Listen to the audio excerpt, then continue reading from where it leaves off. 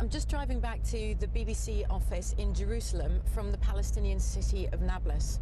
It's only about 1.5 hours drive, but it feels like a completely different world. Palestinians will tell you that they call Nablus the mountain of fire, and the people there are seen as very tough indeed. Look, I've got my flak jacket and my helmet in the back of the car.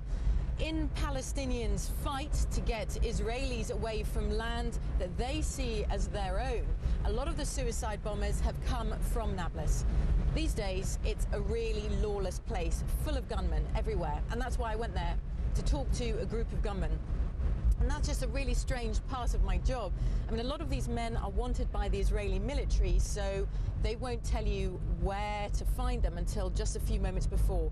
So suddenly you find yourself in the winding, dark alleyways of Nablus, and then in a closed room with men with AK-47s. So you just hope you're going to do your interview and get out in one piece. Of course, we've got brilliant people working for us on the ground to organize these things, but at the end of the day, it's not like popping down to your local supermarket to buy a can of beans.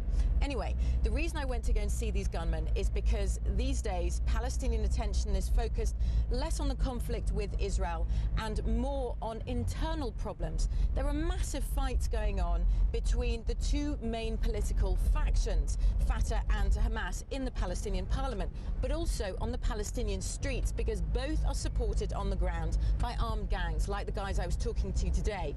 And after the interview, they went out on the street with other gunmen, all of whom are loyal to the political group Fatah.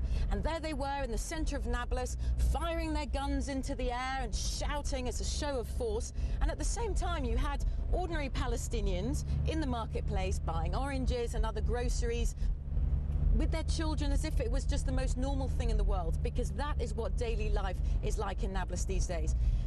Those Palestinians will tell you that life under Israeli occupation is difficult enough. I mean, look at this wall. They say they live in something akin to an apartheid regime. This wall separates Palestinians from Israelis. And in fact, the road that I've taken to get from Nablus to Jerusalem, a lot of it is a road that if I had a Palestinian car with Palestinian number plates, I would not have been allowed to use. So this is what a lot of Palestinians are telling us. Life is hard enough. The last thing they need is Palestinian fighting Palestinian. Now, even in hotspots like Nablus, it's not at the point where we can really talk about a civil war amongst Palestinians. But look at those gunmen on the streets, look at the faces of the people who live there.